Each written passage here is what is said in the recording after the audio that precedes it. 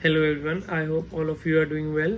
सो आज हम डिस्कस करेंगे ऐसी कौन सी 5 हाई वैल्यू ट्रांजैक्शंस हैं जिससे कि लोगों को इनकम टैक्स के नोटिस आते हैं। तो हमें जैसे पता ही है कि अभी काफ़ी इनकम टैक्स के नोटिस आ रहे हैं और इनकी जो ड्यू डेट है इनकी असेसमेंट की 31 मार्च है। तो क्या ऐसी ट्रांजैक्शंस हम गलत कर देते हैं या फिर ऐसे क्या हम अकाउंट में ऑपरेशंस करते हैं जिससे हमें ट्रांजैक्शन आते हैं। सबसे पहले तो कैश डिपॉजिट, अगर ये आप कैश डिपॉजिट कर रहे हो या विड्रॉल कर रहे हो एक्सीडिंग 10 लाख रुपीज़ अपने सेविंग अकाउंट में या एफडी अकाउंट में, तो that can attract income tax notice.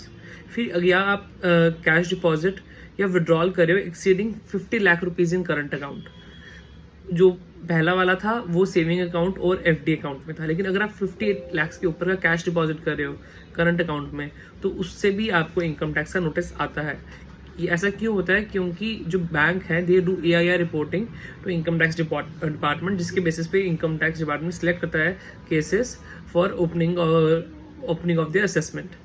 तो अगर आप सेल एंड परचेज करते हैं इमूवेबल प्रॉपर्टी की exceeding 30 lakh in a financial year, 30 lakh से ज़्यादा की अगर इमूवेबल प्रॉपर्टी परचेज करते हैं, that is also one of the grounds for opening of the cases.